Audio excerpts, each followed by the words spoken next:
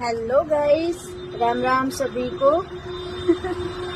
तो अभी मैं अपने भाई भाभी के साथ आई हुई हूँ कि बाबूजी तो अहमदाबाद गए हैं, तो मैं आज अपने मम्मी पापा के घर पे हूँ।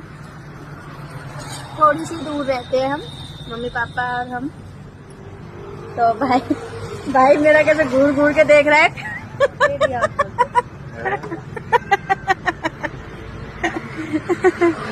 भाई को खेलना है उसमें, तो इस बार बाबू अहमदाबाद से आएंगे तो संडे को इसमें हम खेलने जाएंगे। फिर क्रिकेट है भाई, क्रिकेट खेलना है आपको?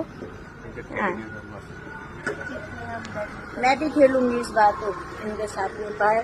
बाबू अहमदाबाद में मजे कर रहे हैं, फिर हम संडे को राजकोट में मजे करेंगे, मजे करेंगे, मजे करेंगे। क्यों भैया?